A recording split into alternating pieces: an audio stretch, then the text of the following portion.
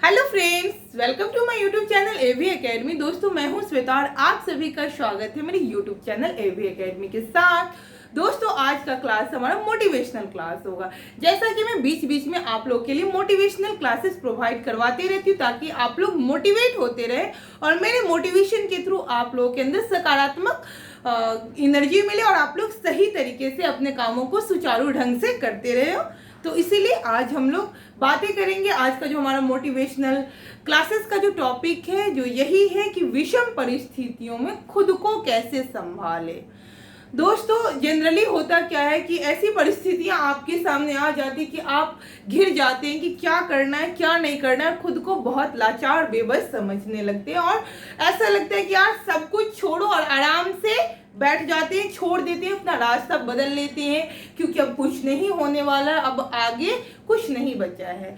इस तरीके का ख्याल आने लगता है आपके मन में, तो यहीं पे गलती हो जाती है। इसी गलतियों को दूर करना है। तो आज का जो हमारा टॉपिक है खास करके इसी पे चर्चा करना है कि विषम परिस्थितियों में खुद को कैसे संभालना है, संभालते हुए उस परिस्थिति से कैसे निकलना है, इस पे चर्चा करना है। क्योंकि अभी जो हाल फिलहाल में जो बीपीएससी शिक्षक अभ्यर्थियों का जो कंडीशन है कुछ ऐसी प्रकार का है। लोग बहुत ज़्यादा हताश हो रहे हैं, बहुत ज़्यादा निराशा लोग बच्चों में घिर चुकी है क्योंकि लोग लगातार मेहनत कर रहे थे, बच्चे लगातार मेहनत कर रहे थे यही सोच करके कि इस बार जॉब ले लेना है। तो और एग्जामिनेशंस भी 24 तारीख से शुरू होने वाली है। तो इस कंडीशंस में अभी क्या करना चाहिए, क्योंकि अगर ऑनरेबल सुप्रीम कोर्ट का ऐसा आदेश आया है कि बीएड वालों को प्राथमिक टीचर से बाहर किया जाए, तो अब इसके रिगार्डिंग्स बच्चे बहुत ज़्यादा परेशान हो रहे हैं कि पता नहीं अब हमारे यहाँ क्या होगा, यहाँ पे अब हम लोग एग्जाम दे पाएंगे कि नहीं दे पाएंगे, क्या होगा क्या नहीं होगा, अब तो बाहर हो गए। इस तरीके की ख्यालात लोगों के मन में आ रही है और लोग अपना पढ़ाई छोड़ रहे हैं। तो ये चीज़ नहीं करना है क्योंकि मेरे पास भी कुछ लोग फ़ोन करके या फिर मैसेज के थ्रू बोल रहे हैं कि मैम मैं क्या करूँ क्या नहीं करूँ, क्योंकि ऐसा ऐसा सुनने में आ रहा है। तो मैं यही बताऊंगी कि जो आदेश है उसको तो मानना पड़ेगा, हर कोई मानेगा ही क्योंकि ऑनरेबल सुप्रीम कोर्ट का आदेश को टाला नहीं जा सकता। लेकिन अभी बिहार सरकार जो इस पे कुछ निर्णय नहीं ले पाई है कि क्या होगा क्या नहीं होगा। तो आप लोग जो ऑफिशियली जो नोटिस आने वाला है, जो भी निर्णय लिया जाएगा वो आपके सामने आ जाएगा। तो आप लोग इस चक्कर में नहीं पड़िए कि क्या करना है क्या होगा, एग्जाम होगा कि नहीं होगा, पता नहीं होगा नहीं होगा, इस तरीके के क्या कहते हैं द्वंद्व में फंसे नहीं रहिए। आप लोग पढ़ाई कीजिए। अगर एग्जामिनेशन होते हैं तो आप लोग ऐसे भी 2-3 दिन अपना बर्बाद कर चुके हैं, पढ़ाई की बजाय यही सोचने में लगा दी कि पता नहीं आगे क्या होगा क्या नहीं होगा, अब कुछ कर पाएंगे कि नहीं कर पाएंगे। दोस्तों, कोई भी चीज़ कल अंत नहीं होता है। ऐसा नहीं कि आपने मेहनत किया तो मेहनत आपका बर्बाद होगा, मेहनत कभी भी बर्बाद नहीं होता है।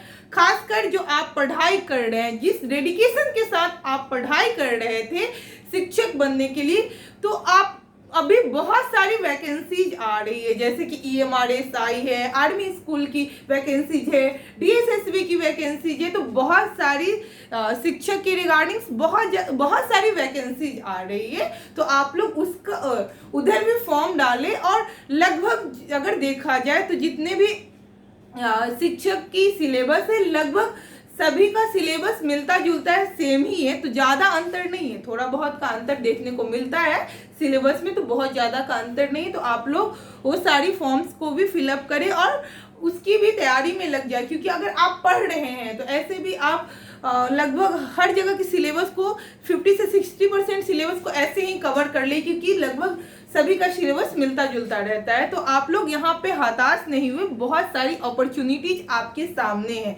बस तलाशना आपको है, ढूंढना आपको है। अब जिस समय आपको तलाशने की जरूरत होती है, ढूंढने की जरूरत होती है, अपनी अपॉर्चुनिटीज को ढूंढने की जरूरत होती है कि अच्छा कोई बात नहीं, अगर इधर नहीं होता है तो मैं आगे बढ़ जाती हूँ, आगे इस चीज को कर लूंगी। इस कंडीशंस में आप लोग निराश हो जाते हैं, इस तरीके से निराश हो जाते हैं कि आप लोग हर एक होप को छोड़ देते हैं। तो आप होप को मत छोड़िए, अपनी होप को नहीं छोड़िए। अगर आपने ठान ली है कि मुझे शिक्षक बनना है, अगर आप जिस तरीके से मेहनत कर रहे उसी तरीके से मेहनत कीजिए, अपनी मेहनत को कहीं भी बेकार नहीं होने दीजिए, क्योंकि मेहनत कभी बेकार नहीं होता है। अभी सामने ही स्टेट भी, बिहार में स्टेट भी सामने ही आ गई है, फॉर्म फिलअप हो रही है, तो इसकी भी एग्जामिनेशंस जल्दी ही होगी। तो बहुत सारी एग्जामिनेशंस आपके सर पे है, आप लोग पढ़ाई को कंटिन्यूटी के साथ कीजिए। जिस तरीके से आप अपनी पढ़ाई को कर रहे थे, जितने लगन के साथ अपनी पढ़ाई को कर रहे थे, उसी तरीके से पढ़ाई को कीजिए।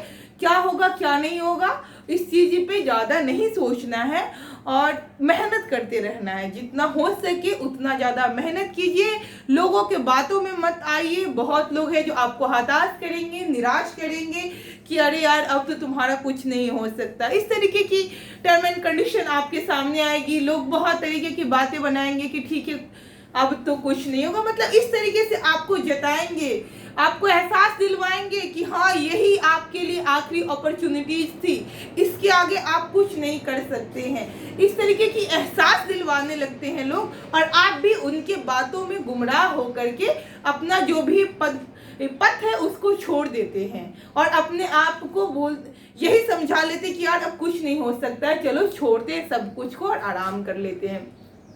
दोस्तों अभी का जो समय इसमें आराम करने की नहीं है, इसमें मेहनत कीजिए और मेहनत करके नौकरी को हासिल करने का समय है, ना कि आराम करने का। आप आराम करके क्या ही हासिल कर लेंगे, कुछ नहीं। ठीक है 1-2 दिन आप रिलैक्स हो गए, समझिए, सोचने का टाइम लिए, बट आप फिर से पढ़ाई में लग जाइए। जो होगा, अगर एग्जाम होगा तो आप दीजिए, अगर ठीक है इसको थोड़ा सा समय बढ़ा दिया जाएगा। अभी क्या होगा क्या नहीं होगा फिक्स नहीं है, तो इस पे चर्चा करने से कोई फायदा नहीं है। बस मैं यही कहूंगी कि आप लोग पढ़ाई कीजिए, कंटिन्यूटी के साथ कीजिए, मेहनत करते रहिए, मेहनत कभी भी बेकार नहीं जाता है। और तो और 69th बीपीएससी भी आपके सामने ही है। 69th बीपीएससी जो बिहार सरकार जो फॉर्म फिलअप करवाई वो भी सामने है।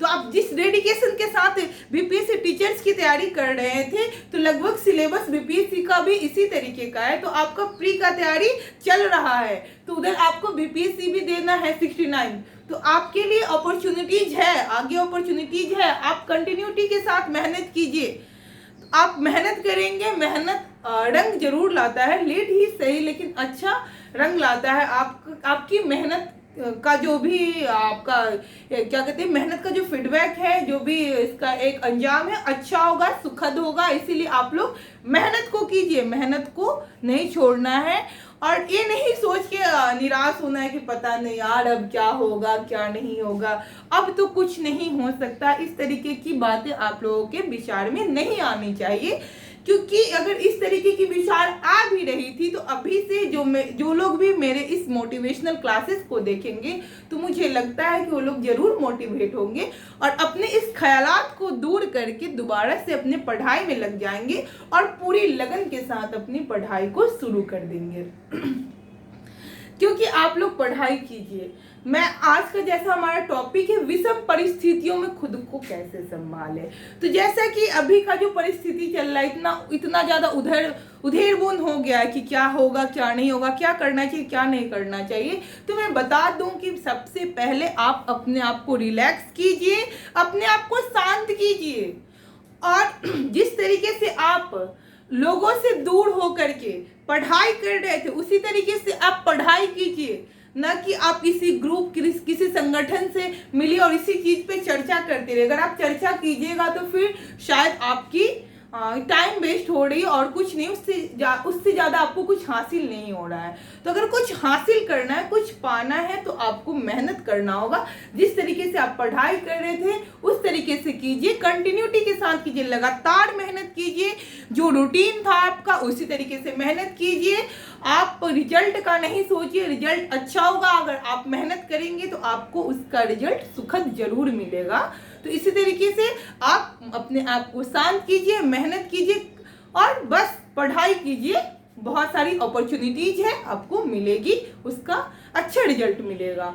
तो दोस्तों मैं उम्मीद करती हूँ कि आज के क्लास से आप लोग मोटिवेट होंगे। अगर कहीं भी आप लोग को लगे कि मैं डिमोटिवेट हो रही हूँ तो आप मेरे को कमेंट सेक्शन में कमेंट कीजिए कि मैम इस तरीके की समस्याएं हैं, आप इस पे भी एक वीडियो बनाइए, मोटिवेशनल वीडियो। तो मैं कोशिश करूंगी उस पर मोटिवेशनल वीडियो बनाने की। Thanks for watching my video. अगर अभी तक हमारे यूट्यूब चैनल एवी एकेडमी को सब्सक्राइब नहीं किया तो सब्सक्राइब कर ले, बेल आइकन को दबा दे और लेटेस्ट अपडेट पाने के लिए बेल आइकन को दबाएं और ज़्यादा से ज़्यादा लोगों में इसको शेयर करें ताकि सभी लोग मोटिवेट हो।